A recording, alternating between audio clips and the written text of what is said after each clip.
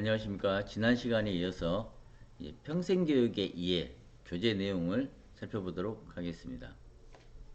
교재를 펴서 공부를 시작하겠습니다. 평생교육은 랑그랑에 의해서 1960년대 5년도에 유네스코에서 항상교육, 그러니까 평생 동안 교육하는 것이 필요하다, 라이프롱 에듀케이션에서 나온 말입니다. 평생교육의 등장 배경은 기존의 학교교육에 대한 비판과 그 대안을 제시하고 모든 사람에게 교육기회를 균등하게 제공하기 위한 학교 제도의 개편과 교육비의 균등에 대한 논의에서부터 시작됐습니다. 랑그랑에 대해서 다시 한번 살펴보면 이 왼쪽에 나와 있는 인물이 폴 랑그랑입니다. 이 평생교육에서 창시자라고 할 수 있겠네요. 유네스코의 성인교육국장이었던 랑그랑이 1965년 12월에 유네스코의 성인교육 발전을 위한 국제교육위원회 평생교육이라는 보고서를 제출하면서 시작됐습니다. 라이프롱 에듀케이션. 랑그랑은 이 보고서에서 인간은 태어나서 죽을 때까지 평생을 교육을 통해 교육받을 권리가 보장돼야 되고 이를 위해서 새로운 교육제도를 개선해야 된다 하고 주장하였습니다. 또한 교육이란 학교에서만 이루어진 것이 아니라 삶의 모든 과정에서 평생 동안 이루어져야 된다, 이렇게 강조하였습니다. 그래서 이제 논의가 시작되었죠. 평생교육의 정의는 랑그랑은 평생교육은 개인의 출생에서 시작하여 죽을 때까지 계속되는 모든 교육과정을 의미한다, 이렇게 이야기하고 있고, 평생교육법에서는 학교 교육을 제외한 모든 형태의 조직적인 교육활동,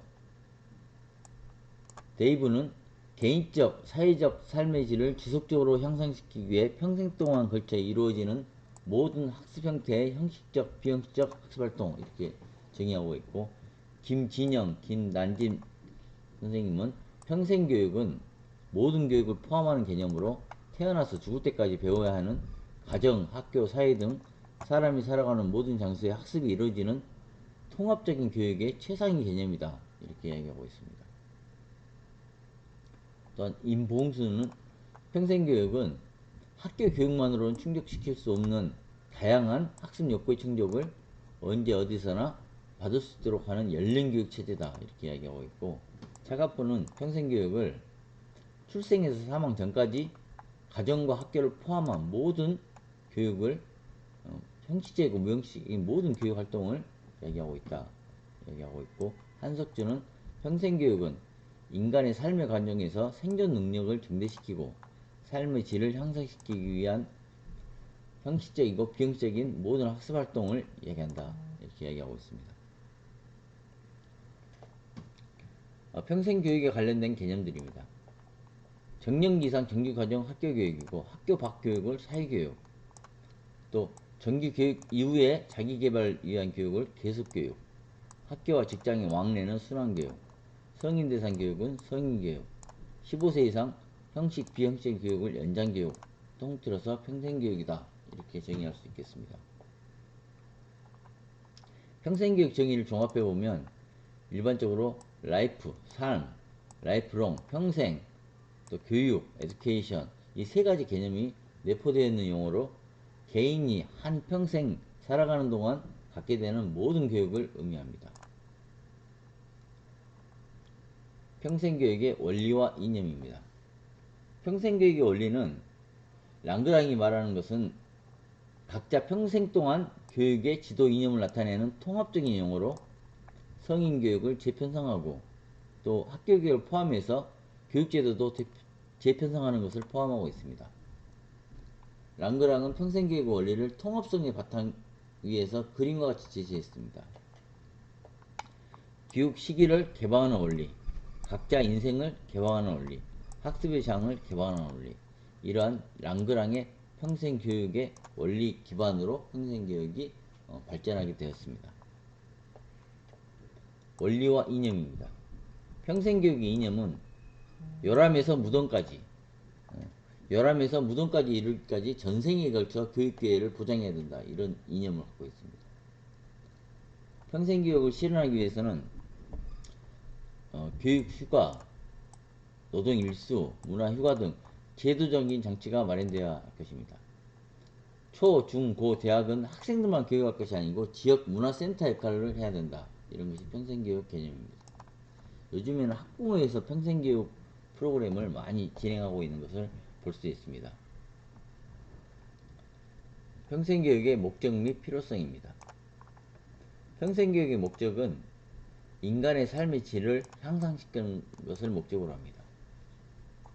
한 개인의 생존 기간 전체에 이루어지는 교육을 수직적으로 통합합니다. 가정, 사회, 학교에서 이루어지는 교육을 수평적으로 통합합니다. 평생교육은 계획적인 교육과 우발적인 학습을 모두 포함합니다. 평생에 걸친 교육의 균등화 확대에 노력한다. 결국 평생교육은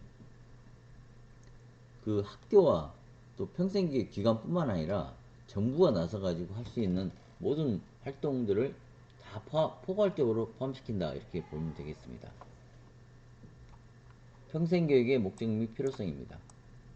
평생교육의 필요성은 미래 사회는 이제 고도의 기술사회 밖에 나가기 때문에 넘쳐나는 지식, AI가 발전되고 AI가 답변도 해주고 대화도 되고 이런 문화 충격이 계속되고 있습니다.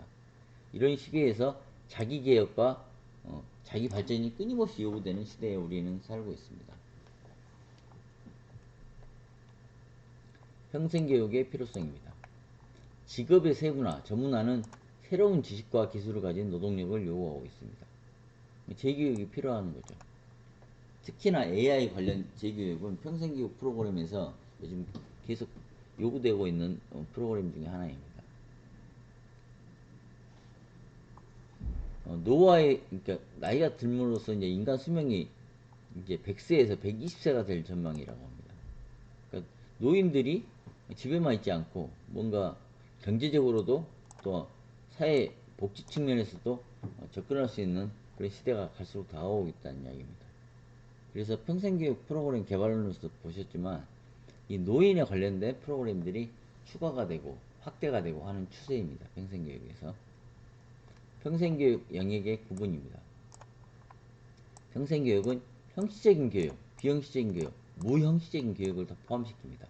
형식교육은 학교 과정, 비형식적인 건 학원이나 교육기관 과정, 무형식적인 교육은 자기주도 학습, 또 설교, 교회 이런 데 강연 이런 데 등에 대한 학습 이런 것이 무형식적인 교육을 전부 포함시켜서 평생교육이다 이렇게 보겠습니다. 즉 교회 다니거나 뭐 절에 다니거나 종교단체에 활동을 하거나 하는 것도 다 교육의 일환이라고 보는 거죠. 강연을 가든가 음악회를 가든가 하는 것도 다 포함되어 있습니다. 평생교육 영역의 구분입니다. 비형식적인 프로그램의 분류입니다. 성인 기초 및 문자 해득교육, 문해교육 프로그램, 직업능력 향상교육, 그다음 인문교양교육, 평생교육 프로그램 영역 등록됩니다. 문화예술 스포교육, 시민참여교육, 평생교육부의 특성입니다. 8가지 기본적인 특성을 갖고 있습니다. 학습 동기가 기초한 흥미로부터 출발한다. 개방적이고 다인적이며 자율적이다. 자신의 경험을 중시한다. 자유의지를 위하여서 성취감을 증진시킨다. 능동적으로 참여한다. 과정이 중요하다. 학습자들 간의 개인차가 존재한다. 교육은 쌍방향 커뮤니케이션이다. 다양성을 갖고 있기 때문에 학습자가 어떤 분은 그 분야에서 이해했던 사람들은 잘할 수 있을 것이고 또 전혀 해보지 않는 사람들은 또 힘들 것이고 하는 개인차가 존재한다는 특징이 있습니다. 우리나라의 평생교육입니다. 우리나라 평생교육법에 따르면 현재는 2009년에 일부 개정되어서 평생학습 계좌제 기반 마련, 평생교육사 자격제도 운영 일원화, 문해교육 개념 확장, 2015년에는 지자체 학교 형태 평생교육 시설 보조금 지원 근거 마련, 2016년에는 문해교육 지원체제 문해교육센터 설치 근거, 장애인 진흥센터 설립 근거, 19년에는 장애인 평생교육 종사자에 대한 인권교육 및 시도평생교육진흥원의 장애인 대상 평생교육 프로그램 운영 근거 마련, 이렇게 계속 발전하고 있습니다. 장애인과 또 우리가 뭐 저소득이라든지 우리가 그 취약계층들 대상으로 프로그램들이 계속 개발되고 있다. 이런 것도 볼 수 있겠습니다. 시기별 영역별 발달입니다. 과거는 말고 최근 거로 살펴보겠습니다. 교육부에서는 교육과학기술부로 개편하고 2010년 교육부로 개편, 교육사회문화부총리 신설, 평생직업교육국으로 명칭 변경, 평생미래교육국으로 명칭 변경 발달 과정입니다. 평생교육 전남기구입니다. 국가평생교육진흥원 설립 2008년, 시도 평생교육진흥원 개원,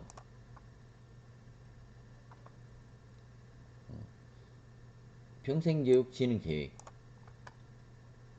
현재는 4차 평생교육진흥기본계획이 지금 실시되고 있습니다.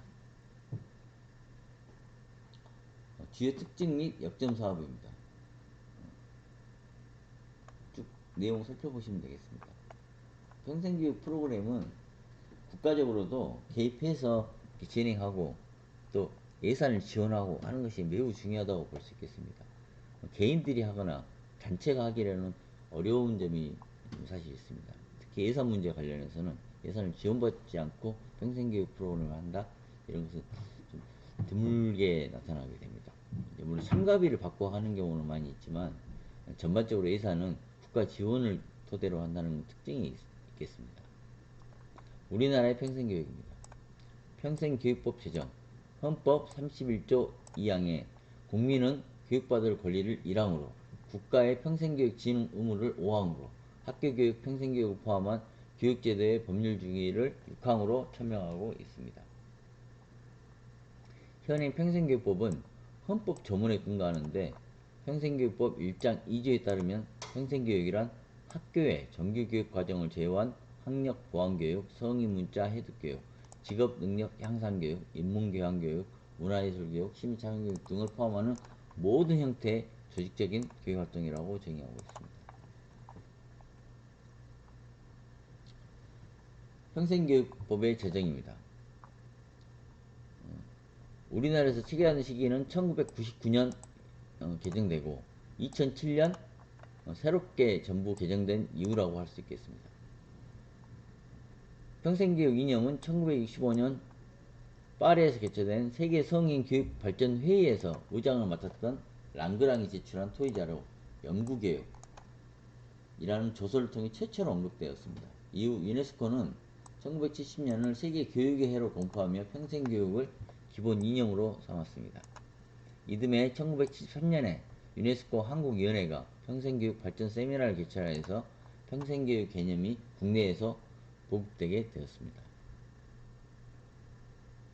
평생교육법의 제정입니다.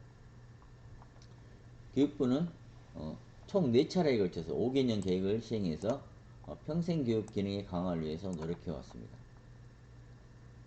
또한 2015년 세계교육포럼에서 인천선언을 통해 변혁적 교육과 모두를 위한 평생학습 기획 진행이라는 2030년까지의 교육 비전을 제시하였습니다. 개인 차원에서도 성인들은 전생에 걸쳐 학력 보완, 직업 역량 개발, 문화 향유 등 목적으로 평생 학습에 참여해 왔습니다. 이 책자가 지금 최근 책자라 내용들도 최근 내용으로 다 꾸며져 있습니다. 옛날 책자에는 이런 내용들이 빠져 있다는 것을 볼 수 있겠습니다. 우리나라의 평생교육입니다. 평생교육 기간은 세 가지로 구분할 수 있습니다. 평생교육법에 따라 인고된 단체나 법인, 학원의 설립 운영에 따른 평생교육을 실시하는 학원, 그 밖에 다른 법령에 준거하여서 평생교육을 주된 목적으로 하는 시설 또는 단체, 이런 세 가지 유형으로 평생교육 기간이 나눠진다, 이렇게 보면 되겠습니다. 우리나라의 평생교육입니다. 학교 형태가 있고 또 사내 대학 형태가 있고 원격 대학 형태가 있고 사업장 부설 시설이 있고 시민단체 부설이 있고 학교 부설이 있고 언론기관 부설이 있습니다. 여기 보시면 언론기관 부설을 개인들이 설립할 때 되게 많이 하는 것 같습니다. 왜냐하면 제일 그래도 우리나라에서는 설립하기가 제일 쉬운 것이 언론기관 부설, 그 다음에 종교단체 부설, 이런 것이 사실 쉽지. 나머지는 굉장히 규제가 까다롭습니다. 지식 인력 개발 사업, 평생교육 시설. 평생교육을 주 목적으로 하는 법인 단체로 분류할 수 있어. 평생교육 기관이 의무적으로 평생교육사를 채용한다는 것들을 알고 계시죠. 그래서 평생교육사들이 사실은 국가기관에도 많이 채용이 되지만 이런 개인 시설 아니면 또 단체 시설 이런 데도 많이 채용되어서 고유 업무를 하고 있습니다. 사회복지사보다는 조금 더 그, 좀 수준이 높은, 그러니까 사회복지사는 사실 모든 일을 다 맡아서 하거든요. 취업하게 되면 여기 안에 있는 모든 업무, 그 다음에 시설 관리까지 다 하는 게 사회복지사의 업무라고 한다면 평생교육사는 프로그램 개발 이런 위주로 좀 돼 있어서 조금 더 전문적인 일을 한다 이렇게 보시면 될 것 같습니다. 평생교육 기관의 유형, 학교 형태, 사내 대학 형태, 원격 대학 형태, 사업장 부설, 시민사회단체 부설, 학교 부설, 언론기관 부설, 지식인력개발사업 또는 주 목적으로 하는 법인단체, 이런 것들이 인가 등록된 시설들입니다. 아까 말씀드린 것처럼 언론기관 부설이 가장 그래도 설립하기가, 부설로 설립하기가 사실 쉽지, 개인적으로 단체로 구성하기는 상당히 규제가 까다롭다는 것을 알 수 있습니다.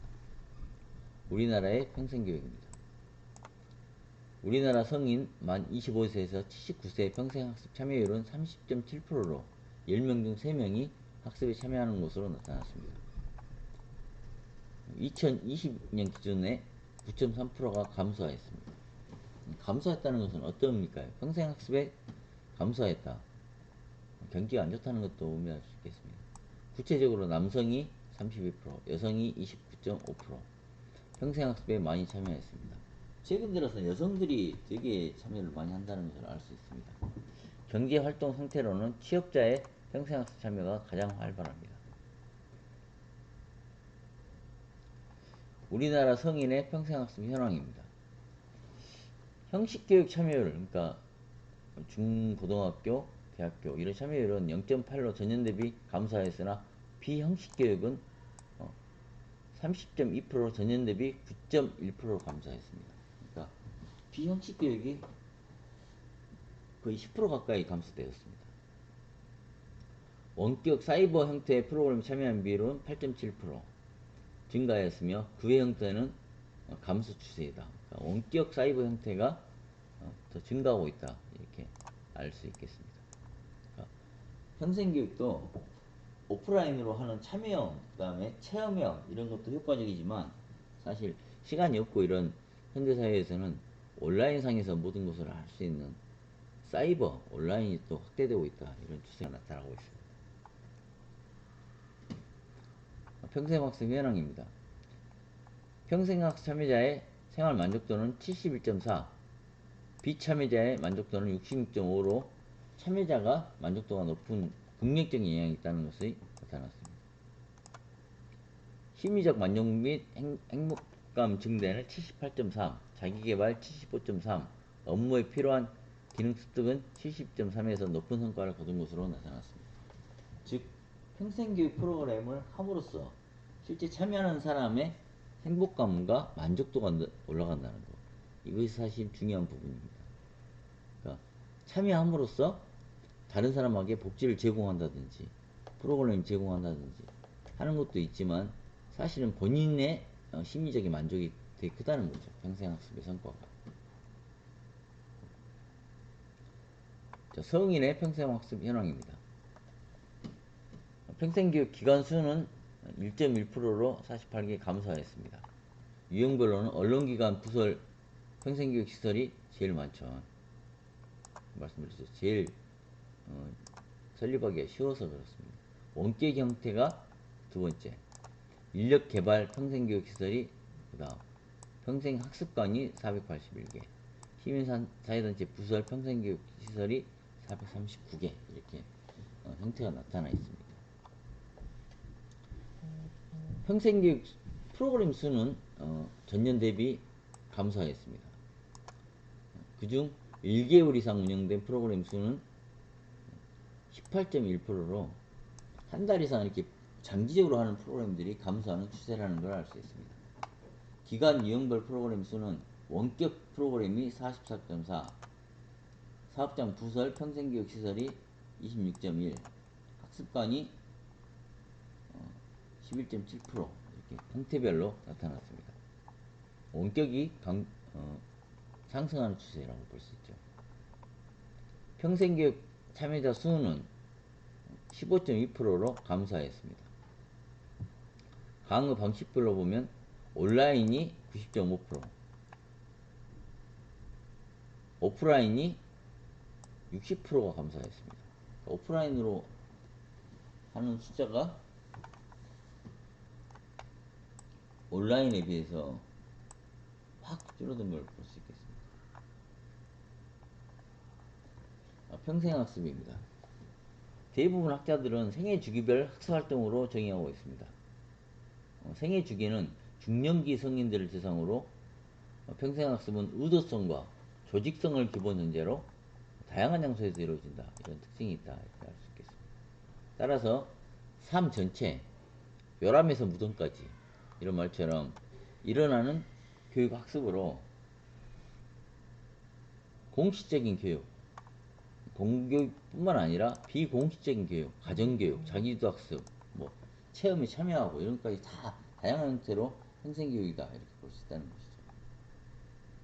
평생학습은 개인의 성장과 국가와 지역사회 발전에도 역할을 하기 때문에 현대사회에서는 지속적으로 민주시민으로서 성장도 시키고 또 인구, 기후화 문제 이런 것까지 교육을 하기 위해서는 평생학습이 반드시 필요하다 이렇게 할 수 있겠습니다.